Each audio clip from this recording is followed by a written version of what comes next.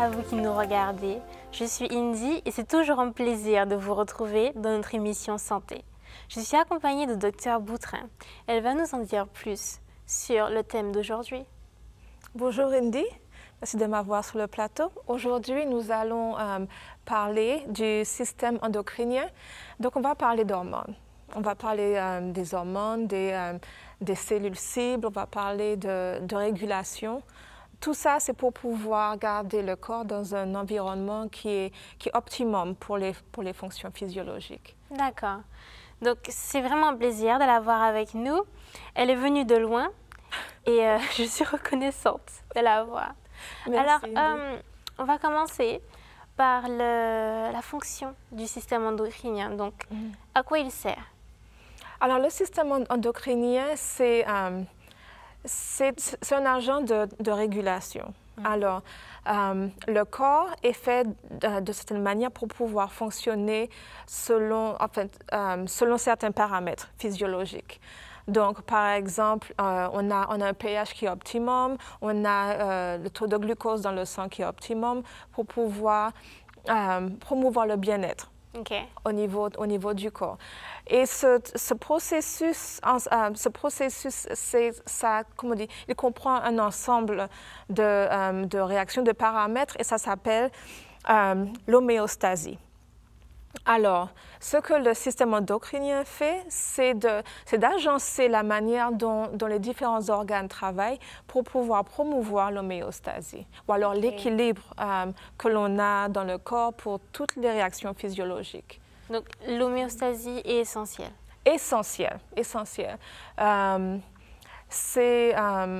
ne sais pas, je vais essayer de trouver un exemple. Par exemple, si on veut faire un gâteau, oui. La recette va donner les portions qui sont les meilleures pour pouvoir un bon gâteau. Si je mets trop d'eau, le gâteau il va être trop mouillé ou alors trop liquide, il ne va pas bien cuire. Si je mets trop d'œufs, ça va donner un autre goût. Donc, c'est pareil dans le corps. L'homéostasie, c'est comme si c'est la parfaite recette de tous les organes pour pouvoir vraiment avoir un équilibre physiologique, donc des paramètres qui sont établis, donc un taux minimum et un taux maximum. Et selon ce paramètre, ces taux, on est dans l'homéostasie. D'accord.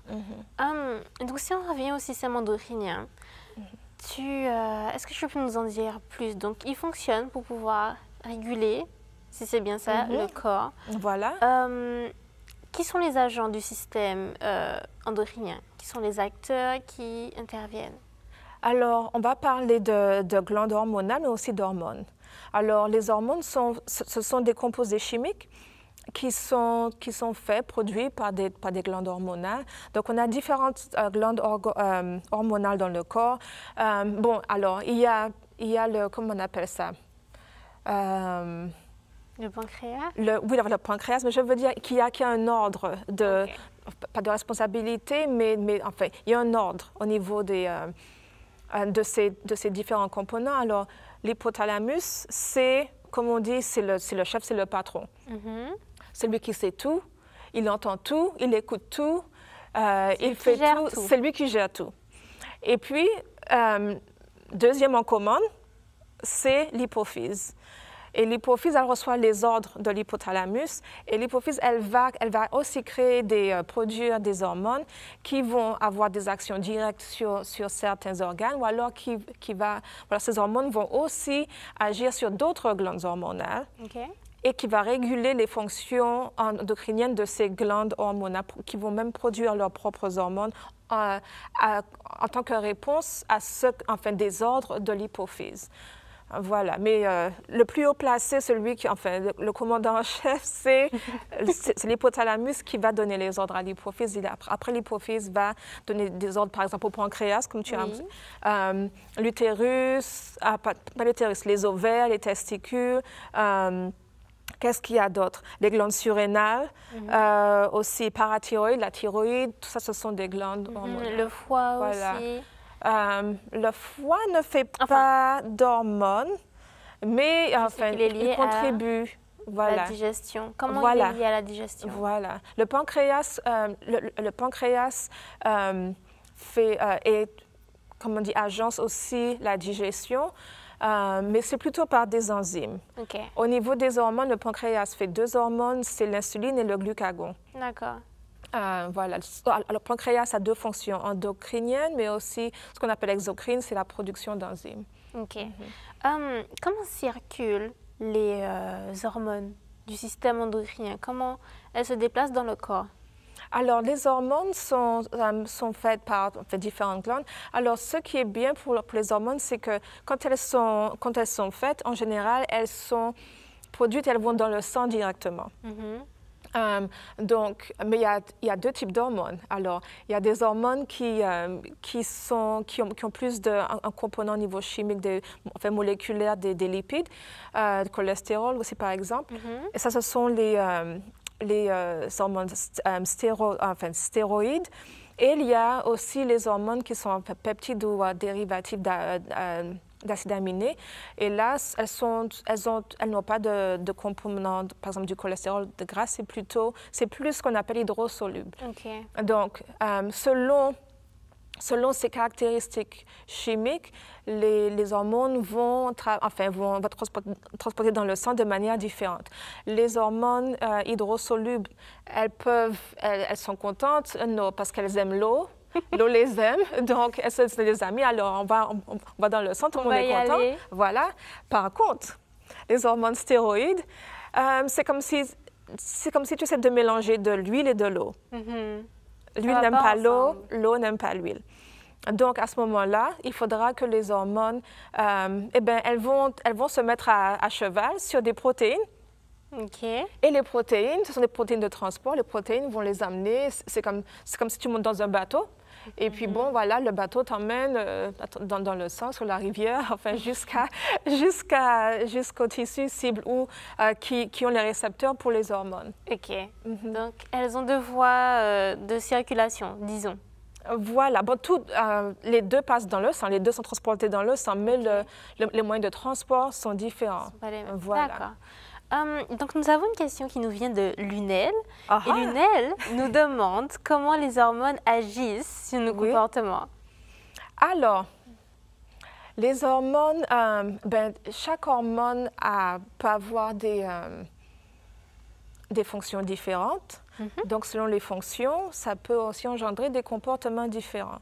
Alors, par exemple, les adolescents, puisqu'on parle de jeunes. Oui. Alors, on sait que quand on commence l'adolescence, il y a aussi la puberté. La puberté, donc... La période de tous les changements. De tous les changements. Donc, à quoi c'est dû? C'est les changements d'hormones. OK. Les filles produisent plus d'œstrogène et de progestérone. Les garçons produisent plus de testostérone. Oui. Alors, les garçons qui ont plus de testostérone, maintenant, ils commencent à devenir ils sont beaucoup plus masculins, plus hommes. Donc, ils vont devenir plus agressifs, un petit peu, je ne vais pas dire macho, mais je vois de quoi tu parles. Voilà, on sent qu'on est un homme, on va prendre plus de risques. Au lieu de rester à vélo, maintenant, je vais prendre la moto, je vais aller plus vite, je vais faire beaucoup plus de trucs. La voix aussi, vraiment, la voix maintenant, c'est une voix qui devient beaucoup plus masculine. Oui. La présence musculaire se développe, les muscles, donc tout s'élargit. Donc, ils se sentent beaucoup plus hommes, donc ils se sentent beaucoup plus, comment on dit ça, plus en confiance. Donc, ils prennent beaucoup plus de risques. Ils sont beaucoup plus masculins. Les filles qui deviennent femmes, c'est dû à l'œstrogène et la progestérone. Elles vont commencer le cycle menstruel, donc il y aura les hormones qui vont monter, qui vont descendre. Et selon les fluctuations d'hormones, les comportements vont changer, surtout avant que les menstruations arrivent. Il y a aussi le syndrome prémenstruel. Donc, peut-être il y aura aussi les sautes d'humeur, le niveau de fatigue qui va... je me sens plus fatiguée, je commence à avoir des douleurs ici par là, des gonflements dans les seins, tout ça. Donc, ce sont des facteurs anatomiques qui vont aussi changer les comportements à ce niveau-là aussi. D'accord. Sinon, il y a d'autres hormones, par exemple l'hormone du sommeil, c'est la mélatonine. Alors, si on a un bon taux de mélatonine, on va avoir tendance à s'endormir plus facilement. Ça sera beaucoup plus agréable. Maintenant, si des fois je suis stressée ou alors s'il y a un décalage horaire. Oui. Alors là... Je pense que je en ai vécu un en faisant le déplacement. Oui, alors dans ce moment-là, parce que bon, la mélatonine est produite comme elle est, comment dire, comment je vais dire ça? Elle est de connivence, je peux dire ça comme ça, avec le rythme circadien. Donc, quand on a le décalage horaire, c'est vraiment un décalage au niveau du rythme. Donc, la mélatonine, l'heure du jour ou alors de la soirée où elle devrait être produite, maintenant, c'est décalé parce qu'il y a un problème. Oui. Donc, je perds la mélatonine peut-être pour pouvoir m'endormir, qui devrait peut-être arriver avant ou alors plus tard. Donc, quand les taux de mélatonine changent, au niveau du sommeil, s'il n'y a pas assez de mélatonine, j'aurai plus de difficultés à m'endormir. Donc, ça peut générer des troubles du sommeil. OK. Je pense une autre hormone, laisse-moi voir. Les endorphines. En général, les gens disent que les endorphines, ce sont les hormones du plaisir. Les hormones du plaisir, du bien-être. Alors, tout le monde est content. Les endorphines, en général, c'est vraiment un bon sentiment. Donc, si on n'a pas assez de taux d'endorphines, en général, on ne se sent pas aussi bien, on n'est pas aussi content. Et en général, les gens, enfin, il est recommandé de faire de l'exercice physique parce que ça génère des endorphines, la production d'endorphines. Okay. Donc, je ne sais pas si tu as cette expérience-là, mais en général, après, quand tu finis de faire le sport, tu sens, je me sens bien maintenant. Oui. Les endorphines. Oui. Voilà. Donc, ça contribue aussi à la santé mentale. Okay. Il y a d'autres exemples. Je ne sais pas si tu veux d'autres exemples. Oui, disons, comment, dans le rôle de l'endorphine, est-ce qu'on peut dire qu'elle est liée à gérer son stress? Par exemple, on dit que l'exercice physique, ça aide à réguler le stress. Est-ce que c'est vrai? Est-ce que du coup, c'est lié à l'endorphine? Exactement. C'est ça. C'est bien ça. Voilà. Donc, quand on pratique de l'exercice physique, ça élève les taux d'endorphine et en général, ça aide à réguler le stress ou à gérer le stress. D'accord.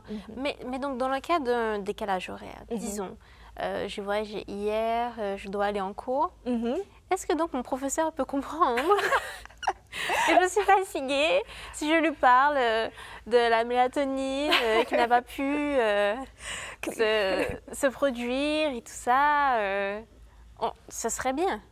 Ce serait bien de dire au professeur, « Professeur, je suis désolée, j'ai un décalage horaire et ma mélatonine ne s'est pas vraiment montrée à temps hier soir et j'ai mal dormi. » Bon, j'espère que le professeur va comprendre.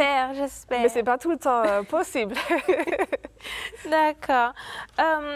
J'ai une autre question. Ce serait comment les hormones qui sont présentes dans les contraceptions, spécifiquement, agissent sur nous les femmes. Par exemple, la pilule, des choses comme ça. Comment ça agit? Est-ce que tu peux nous donner le mode de fonctionnement? Qu'est-ce que ça fait? Pourquoi? Et voilà. OK, alors il y a différents mécanismes de contraception. Par exemple, il y a la pilule, il y a les implants, il y a les anneaux, les stérilets, le patch. Enfin, il y a plusieurs méthodes de contraception. En général, pour la femme, le but de la contraception, c'est de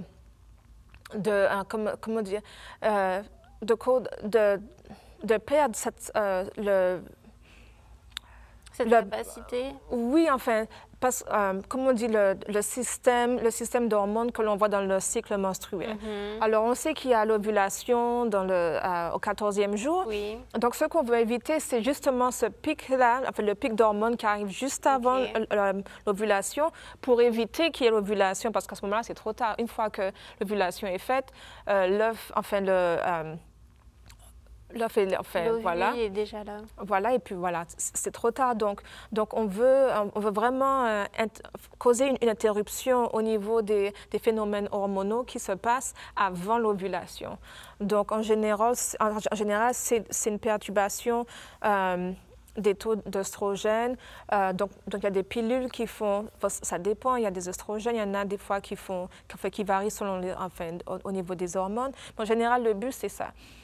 Donc ça peut se faire avec la pilule. Bon, la pilule, quand on prend la pilule, ce sont des hormones que l'on ingère. Donc quand on prend ces hormones-là, ben, le corps il dit, bon, j'ai un taux d'hormones dans le sang, donc ce n'est pas la peine que je fasse tel mécanisme pour arriver à ce but-là, par exemple.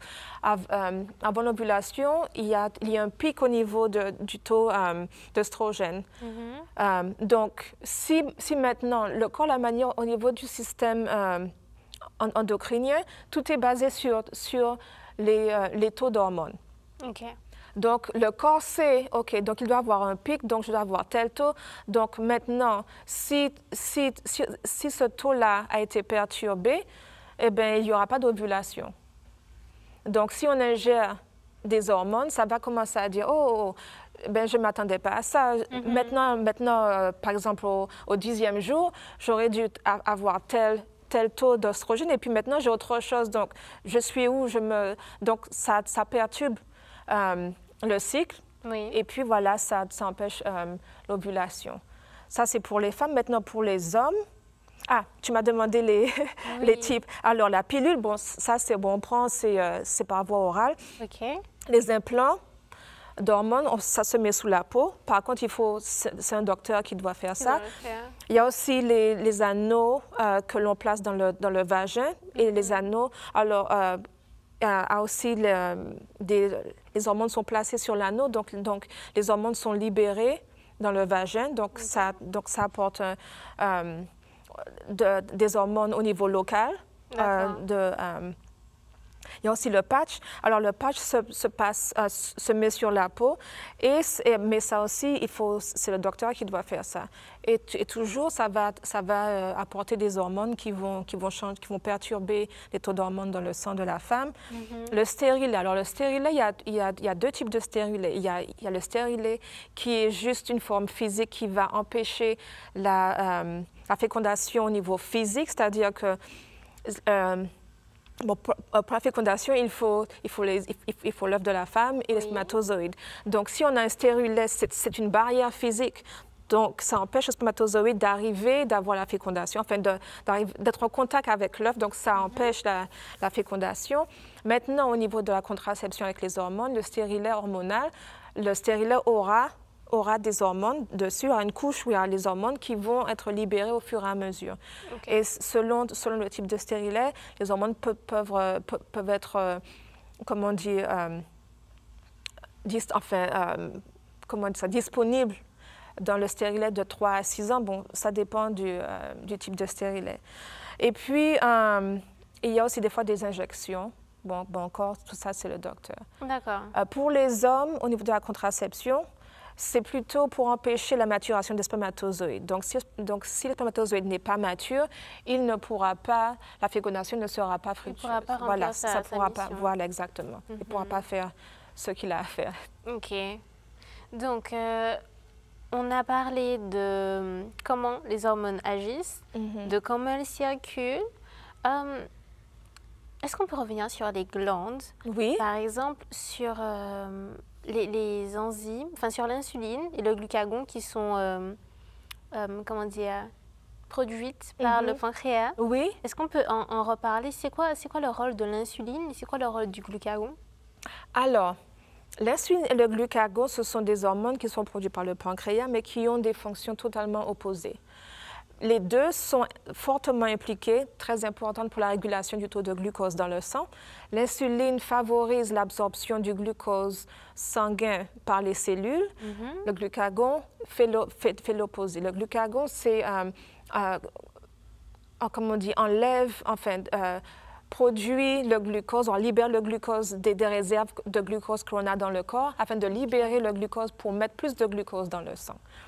Alors, l'insuline est en général le stimulus ou alors ce qui catalyse la production d'insuline, c'est le taux de glucose sanguin.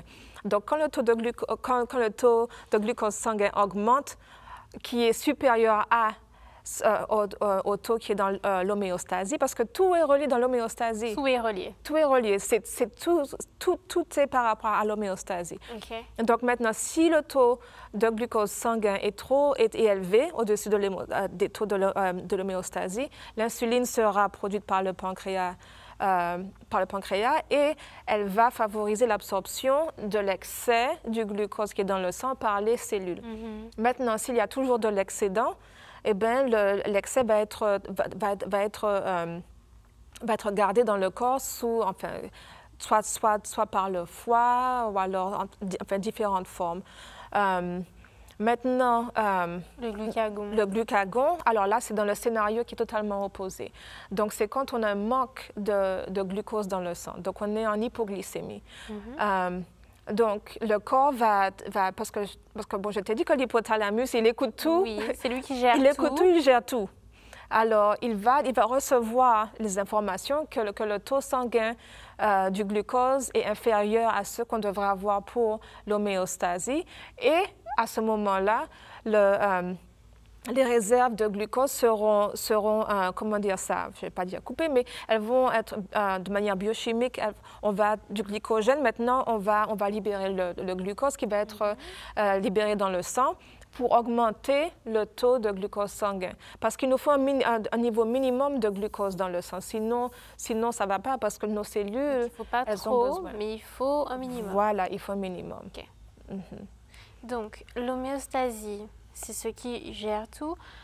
Est-ce que tu peux me donner un exemple de l'homéostasie? Parce que peut-être qu'il y en a de ceux qui n'ont pas compris, qui ne savent pas c'est quoi l'homéostasie ou qui ont besoin d'un exemple concret de c'est quoi l'homéostasie. Oui, alors, on va prendre l'exemple de la température. OK. OK. Alors, par exemple, on est dans une salle, on est confortable. La température normale du corps, c'est 37 degrés Celsius. Maintenant, je vais dehors. Disons qu'il fait plus que 37 degrés Celsius. OK. Donc, l'homéostasie, la valeur pour le corps, c'est 37 degrés Celsius. Maintenant, je vais dehors. Disons qu'il fait 40 degrés. Wow.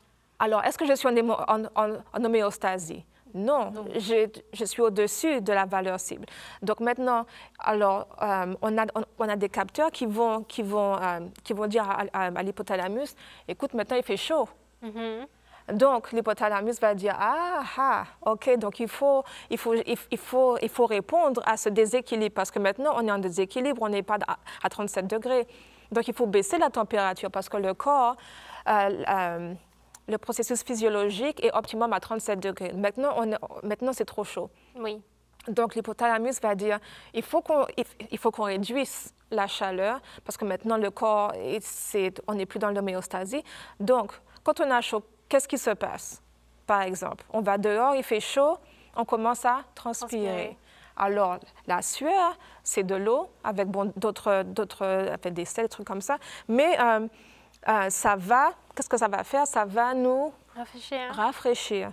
Donc, ça va aider à réduire la température corporelle. Qu'est-ce qu'on va faire aussi? En général, on va réagir. C'est par exemple, si j'ai un manteau, je vais retirer le manteau maintenant pour avoir moins chaud. Donc, tout ça, ce sont des processus qui sont orchestrés ou générés par l'hypothalamus pour pouvoir réduire la température corporelle. Et à ce moment-là, le corps, la température va redescendre. Bon, on espère, si les choses marchent bien. Normalement. Et après, on va redescendre à 37 degrés. Et on sera de retour dans l'homéostase, la température optimum pour le corps. Et l'opposé se passe, par exemple, si on sort et qu'il fait froid en hiver. On sort, il fait froid, et bien le même processus va se faire. Les capteurs vont dire, il fait froid, la température corporelle descend, on n'est plus dans l'homéostasie. Et à ce moment-là, l'hypothalamus va dire, il faut se réchauffer. Donc, on va mettre des manteaux.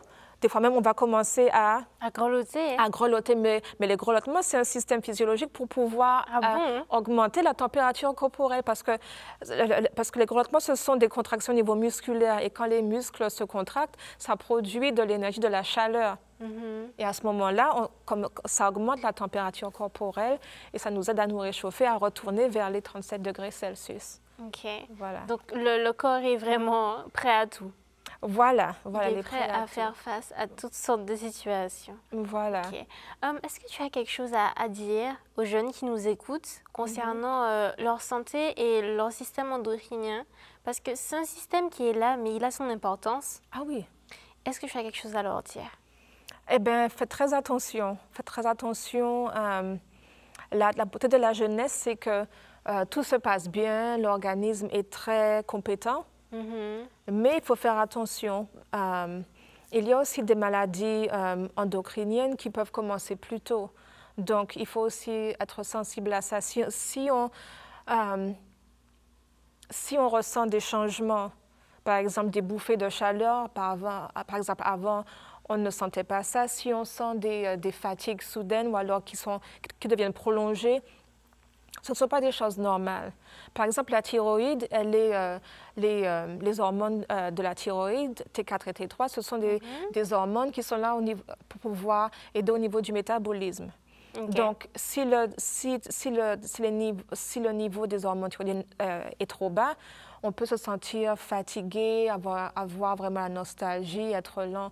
Donc, ce sont des choses à prendre en considération. Donc, si vous sentez qu'il y a quelque chose qui se passe dans votre corps qui n'est pas normal, n'hésitez pas à aller voir votre docteur pour pouvoir voir enfin, quelle est la source de ces symptômes. C'est toujours avantageux de savoir au lieu de présumer que ça va aller et puis qu'à la fin, que c'est quelque chose qui est prolongé et qui peut avoir des conséquences beaucoup plus profondes. D'accord, donc vaut mieux aller voir, même si c'est pas grand-chose, et juste, je sais pas, se dire que ok, il faut juste qu'on se repose un peu plus, qu'on dorme plus. Oui. Que d'attendre et qu'on se rende compte qu'il y a vraiment un gros problème. Voilà. Parce que tu parles de dormir, le sommeil est très important. Durant le sommeil, il y a beaucoup de systèmes, de mécanismes qui se mettent en place pour pouvoir réparer les cellules. Enfin, c'est comme si c'est une recalibration, donc ça aussi, c'est important. Oui, mais après, je sais que c'est compliqué en tant que jeune de dormir à des heures fixes, de dormir 8 heures par nuit. C'est plus facile de dormir à 6 heures, c'est plus facile de dormir à 4 heures de temps que de 8 heures, 9 heures. C'est beaucoup plus compliqué d'atteindre ces objectifs-là de sommeil. Donc, je te remercie beaucoup pour tout ce que tu nous as appris aujourd'hui. Et je sais que c'est compliqué, mais Dieu va nous aider à pouvoir mettre tout ça en place, faire attention à notre santé et au corps qu'il nous a donné. Je veux vous rappeler que vous pouvez envoyer vos questions à l'adresse email 3abnfrançais@3abn.org et nous ferons plaisir de répondre à vos questions. C'est vraiment un plaisir de t'avoir. Merci d'avoir fait le déplacement et merci d'être avec nous. Oh, merci, Indy, c'est avec plaisir. Que Dieu nous bénisse, que Dieu vous bénisse et à la prochaine.